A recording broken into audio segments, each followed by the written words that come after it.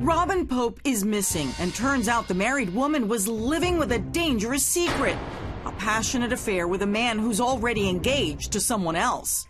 An angry husband at home demanding answers, and a loving daughter who is left trying to put together the pieces. She would do anything for anybody. You didn't even have to be her friend, and you were her friend.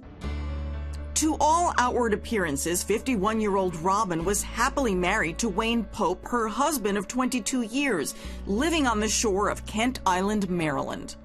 But Priscilla Hastings, Robin's daughter from her first marriage, alleges that her stepfather Wayne had a dark side that she experienced firsthand at only 7 years old. He grabbed me by my hair and dragged me to my room by my hair and basically threw me on the floor by my hair. He started to go into fits of rage and, come after me, and I wasn't used to that. So I started running away from home. She claims even her dog became the target of Wayne's abuse. My dog dug a hole outside. He would fill it with water and hold my dog's head under the water. And I just thought that was horrific. In later years, Priscilla moved out of the house, but Robin's longtime friend Debbie O'Malley claims Wayne turned on Robin. He was degrading to her. He would say, "Oh, I think you look terrible, that you look gross." He was always that way with her. Priscilla says her mom, Robin, struggled with breast cancer and weight gain from chemotherapy, but rebounded from both, spending hours at the gym. She even kept her job as a dental assistant through it all. But Priscilla says the marriage was in trouble and things really came to a head when Wayne discovered Robin was having an affair with her gym instructor. Somehow Wayne must have grabbed her phone or something and saw some text messages that indicated that she was having this affair with this boyfriend.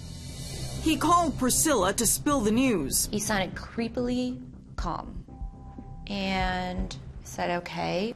He told me, "Well, your mom's been cheating on me," in a very calm demeanor. So, yeah, looks like, guess we're splitting up. In a fit of rage, Wayne reportedly grabbed a gun and headed over to Robin's lover's house, the one he shared with his own fiancée. But when he saw the fiancée there, he didn't point at anybody. He didn't pull it from his waistband. He asked him to leave and he left. So there was no real crime. Robin tried to work things out with Wayne. She felt really bad about what she did because she really, really loved Wayne. And at some point, I think she really, really wanted to make her marriage work. The two split, and according to police and friends, Robin moved into a nearby condo after separation, which did not allow dogs, and left Bella with Wayne.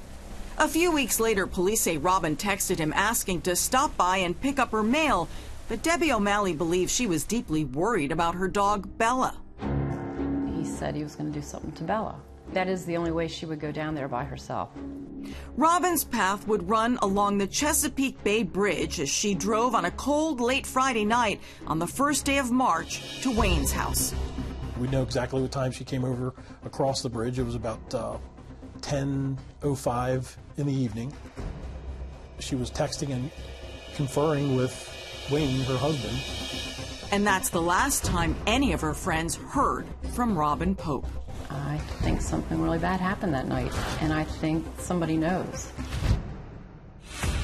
Robin Pope's friends will always wonder why she was compelled to drive to Wayne's house alone to check on her beloved Great Dane Bella the night she went missing. She would never go anywhere without telling anybody, ever. Police are left with little to go on after Robin disappears that night. During their investigation, they check out Robin's gym instructor boyfriend and his fiancée. Both have solid alibis. He was in Wichita, Kansas at the time that she went missing. They turn to Robin's husband, Wayne, hoping to find more answers. The question is, why did Robin come over there so late? Wayne tells police he spoke with Robin by phone as she drove to his house, but then he says he fell asleep. If you know somebody's coming over, especially your estranged wife, you're going to be, all right, I'm going to stay up and wait for her. They're just red flags to us. They just don't add up. Wayne told police he woke up about an hour later and found Robin's car parked in his driveway. She's sleeping in the car. He knocks on the window and says, "Hey, if you need to get your stuff, go ahead, get your things, I'm going to my parents. When we talked to the parents said, we don't recall him being there. Wayne tells police he returned to his house 2 hours later, only to find Robin's car empty, with her purse, keys, and phone sitting on the front seat. But Robin and Bella are gone. He says he headed out again to search for her. About 1:07 a.m., he was at 7-Eleven. We have him on video. Shortly after that, he stops at Robin's friend Debbie's house. He was very distraught. He said, I just don't know where they are. Bella and Robin, they disappeared. She came to the house.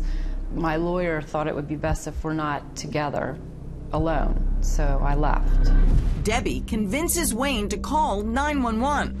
911. My wife and I are separated for about a month now, and she came by the house to get some clothes and see the dog. Her car is still here, but she is nowhere to be found, and our dog is missing too. And I don't know if she stole the dog. I would give her the dog. She doesn't need to do that.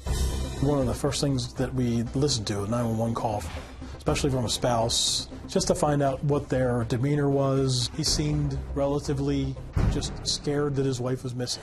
But soon, Robin's daughter Priscilla flies into town and shares suspicions about her stepfather, Wayne. I talk to investigators. I tell them everything about my childhood, how he was, how he treated animals, the things my mom had told me about him recently, just everything that I could to help the case. Family, friends, and police kick off a massive search for Robin. It doesn't take long to find a body, but it's not Robin's. It's her beloved Great Dane Bella, found dead on the rocks near the water. Initially, we thought maybe the dog drowned, but we had an autopsy done by a veterinarian. She believed that the dog died of exposure, did have a little bit of water in the windpipe. 2 weeks later, another haunting clue washes up on shore.